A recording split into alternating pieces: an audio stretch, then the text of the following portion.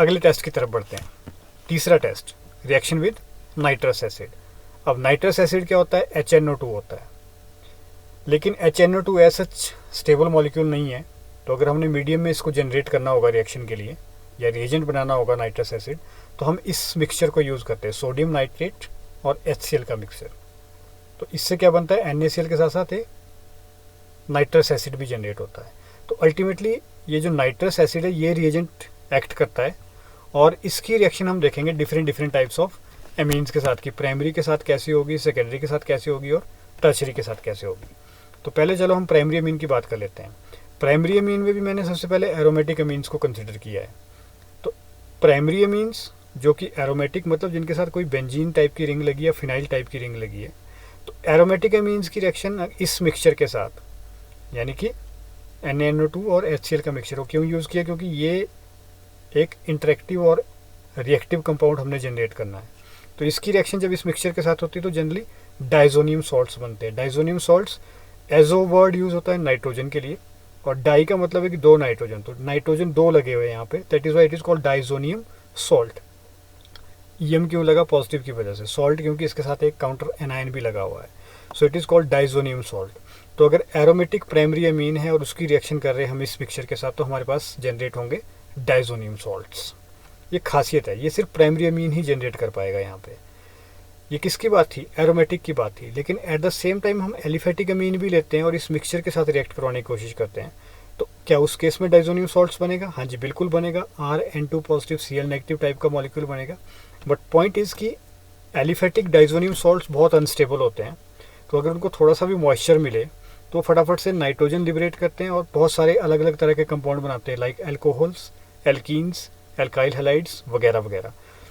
तो ये जो रिएक्शन है एलिफेटिक अमीन की, एलिफेटिक प्राइमरी अमीन की इस मिक्सचर के साथ, जनरली फ्रूटफुल नहीं है, क्योंकि काफ़ी सारा मिक्सचर बन रहा है। तो हमें यहाँ ये पता लगाना मुश्किल हो जाएगा कि अल्कोहल बना, एल्कीन बना, एल्काइल हैलाइड बना, तो कहाँ से और किस तरह से मॉलिक्यूल जनरेट हुए होंगे। लेकिन प्राइमरी अमीन्स जो कि प्राइमरी नेचर की है, उनको बड़े इजीली डिस्टिंग्विश किया जा सकता है, क्योंकि जो डाइजोनियम सॉल्ट होते हैं वो काफ़ी स्टेबल होते हैं, और उनको हम कुछ टेस्ट करके पता लगा सकते हैं कि डाइजोनियम सॉल्ट बने हैं कि नहीं बने हैं। तो आप देख रहे हैं कि ये एक तो प्राइमरी अमीन के टेस्ट के लिए यूज़ हो रहा है, और प्राइमरी अमीन में भी थोड़ा और स्पेसिफिक हो जाता है। अगर डाइजोनियम सॉल्ट बने तो हम कह सकते हैं कि जो प्राइमरी अमीन रही होगी वो एरोमेटिक नेचर की रही होगी, एलिफेटिक नहीं होगी, क्योंकि ये फटाफट से अनस्टेबल होगा। इसको हम डिस्टिंग्विश नहीं कर सकते, करेक्टराइज नहीं कर सकते। ये थोड़ा स्टेबल कंपाउंड है, तो इसको हम टेस्ट करके पता लगा सकते हैं कि ये डाइजोनियम सॉल्ट बना है, तो ये किसका बना है? एरोमेटिक प्राइमरी अमीन का बना है। सेकेंडरी अमीन्स पे आते हैं। सेकेंडरी अमीन्स की रिएक्शन करनी है फिर इसी रिएजेंट के साथ। जब इस रिएजेंट के साथ सेकेंडरी अमीन की रिएक्शन होगी तो वहाँ पे एक कंपाउंड बन के आता है जिसको हम कहते हैं N nitroso alkyl amide, N nitroso alkyl amine, N nitroso मतलब जो अमीन का नाइट्रोजन पार्ट है उसके साथ एक नाइट्रोसो ग्रुप लगा है, जो N double bond O group होता है, इसको कहते हैं नाइट्रोसो ग्रुप। सो एन नाइट्रोसो अल्काइल अमीन, ये वाला इंटरमीडिएट बनता है। और इसकी खासियत ये है कि ये जब ये चाहे आपकी एलिफेटिक अमीन हो, चाहे एरोमेटिक अमीन हो, सेकेंडरी अमीन होनी चाहिए, दोनों तरह की अमीन्स ये वाला प्रोडक्ट बनाती हैं। तो अब आप देख रहे थे कि प्राइमरी के केस में तो डाइजोनियम सॉल्ट सिर्फ एरोमेटिक में बन रहा था, एलिफेटिक में जो बन रहा था वो अनस्टेबल था। लेकिन यहाँ पे जब रिएक्शन होगी इस मिक्सचर के साथ तो एन नाइट्रोसो डेरिवेटिव बनेंगे, उसको एलिफेटिक भी बना रहा होगा और एरोमेटिक भी बना रहा होगा। तो उस बोलने का मतलब है कि सेकेंडरी अमीन के केस में हम ये पता नहीं लगा सकते हैं कि जो अमीन है वो सेकेंडरी अमीन जो है वो एरोमेटिक है कि एलिफेटिक है, क्योंकि दोनों ही इक्वली बना रहे हैं, उसको इक्वल रेट से बना रहे हैं। अब अगर हम इस इंटरमीडिएट को या इस प्रोडक्ट को फर्दर फिनोल के साथ एसिडिक मीडियम में रिएक्ट करते हैं तो सोल्यूशन का कलर ग्रीन हो जाता है। उसमें थोड़ा सा बेस ऐड करते हैं तो डीप ब्लू हो जाता है। तो अगर हमारे पास सेकेंडरी अमीन बन रहा है तो हम क्या करेंगे? एक्सपेक्ट करेंगे कि ये चीज़ बनेगी एन नाइट्रोसो डाई अल्काइल अमीन।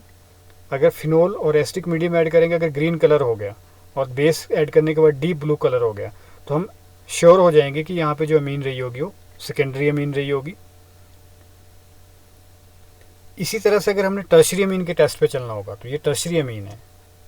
इसमें भी दो कैटेगरी में डिवाइड किया हुआ है कि अगर इसमें कोई एरोमेटिक सब्सटेंट भी है, मतलब दो एल्काइल ग्रुप है, साथ में जो तीसरा एल्काइल ग्रुप है वो एरोमेटिक है, एरोमेटिक के केस में क्या होगा कि अगर कोई एरोमेटिक टर्शरी अमीन है और उसका रिएक्शन हम इस मिक्सचर के साथ करते हैं तो वहाँ पे भी क्या बनता है, एन सब्स्टिट्यूटेड एमीन रहेगा। This is substituted amine, but जो सब्स्टिट्यूशन होगी नाइट्रोसो ग्रुप की, यहाँ ये नाइट्रोसो ग्रुप था, यहाँ पे भी नाइट्रोसो ग्रुप है, तो ये जो नाइट्रोसो ग्रुप सब्स्टिट्यूट होगा वो रिंग के ऊपर सब्स्टिट्यूट होगा, वो डायरेक्ट नाइट्रोजन के साथ नहीं जुड़ेगा अमीन की, वो रिंग के ऊपर सब्स्टिट्यूट होगा। तो इसका भी हम पता लगा सकते हैं, क्योंकि अगर वहाँ हमने किसको कैरेक्टराइज किया और बेंजीन की प्रेजेंस भी आती है तो हम समझ सकते हैं कि जो एमीन रही होगी वो टर्शरी नेचर की रही होगी। अब ये एरोमेटिक का केस था, अगर इसकी जगह हम एलिफेटिक लेते हैं जिसमें सारे के सारे ग्रुप एल्काइल ग्रुप हैं, एरोमेटिक सब्स्टिट्यूट कोई नहीं है, और उसको इस मिक्सचर के साथ रिएक्ट करवाते हैं तो इस तरह का एक सॉल्ट बनता है। This is try alkyl ammonium nitrite. तो ये सॉल्ट है, जैसा वहाँ पे हम देख रहे थे क्वाटर्नरी अमोनियम सॉल्ट, तो उसी तरह का एक क्वाटर्नरी अमोनियम सॉल्ट बनता है। तो सॉल्ट की प्रेजेंस भी ये इंडिकेट करती है, क्योंकि सॉल्ट ना यहाँ बना था, सॉल्ट यहाँ बना था बट वो बड़ी जल्दी डिसइंटीग्रेट कर गया था। इस स्टेज में कोई सॉल्ट नहीं बना, इस स्टेज में जो सॉल्ट बन रहा है वो नाइट्राइट सॉल्ट बन रहा है। तो अगर नाइट्राइट सॉल्ट बनता है तो हम समझ सकते हैं कि जो ये अमीन रही होगी ये टर्शरी नेचर की रही होगी। Next and the last reaction is Schotten Baumann reaction. इस पर डायरेक्ट नोट भी लिखने को आता है कई बार पेपर में। और ये रिएक्शन कैसे होती है, this is the reaction of acid chloride and amines basically. तो एक तरफ एसिड क्लोराइड होगा, एसिड क्लोराइड के बारे में हम काफ़ी पढ़ चुके हैं, एक तरफ एमीन होगी, लेकिन कंडीशन है कि either of the reactant should be aromatic. मतलब या तो एरोमेटिक रिंग यहाँ पे होनी चाहिए या एरोमेटिक रिंग यहाँ पे होनी चाहिए। अब आपकी बुक में लिखा है उन्होंने कि एनिलीन से शुरू कर रहे हैं, तो मैंने इसको ज़्यादा चेंज नहीं किया है कि आप कन्फ्यूज ना हो जाए कि बुक में यहाँ एलिफेटिक दिया है और सर ने यहाँ पे रिंग ले ली, तो मैं उसको ऐसा सच ही चला रहा हूँ। लेकिन कंडीशन ये है कि कोई सा भी रिएक्टेंट इसमें से एरोमेटिक होना जरूरी है। तो एसिड क्लोराइड की रिएक्शन एनिलीन के साथ in the presence of pyridine, base जो रिएजेंट रहेगा वो पिरिडीन रहने वाला है इसमें। So with the loss of HCl, Cl यहाँ से लॉस हो रहा है, H यहाँ से जा रहा है, तो with the loss of HCl we are getting this kind of amide. ठीक है, अब इसका थोड़ा सा मैकेनिज्म भी समझ लेते हैं कैसे होता होगा ये रिएक्शन। आपको पता है ये इलेक्ट्रॉन रिच सेंटर है और ये एसिड क्लोराइड का कार्बोनाइल ग्रुप है और ये बॉन्ड पोलर होता है, तो ये ऑक्सीजन की टेंडेंसी हाई इलेक्ट्रोनेगेटिव होने की वजह से रहती है कि बॉन्ड पेयर के इलेक्ट्रॉन अपनी तरफ खींचे, जिसकी वजह से क्या रहता है कि यहाँ पे नेट नेगेटिव चार्ज आता है और कार्बन के ऊपर नेट पॉजिटिव चार्ज जनरेट हो जाता है। तो उस पॉजिटिव चार्ज का फ़ायदा ये नाइट्रोजन उठाता है जिसके पास इलेक्ट्रॉन रिच सेंटर है। तो जब इसका अटैक होगा तो इस तरह का कोई इंटरमीडिएट बनेगा।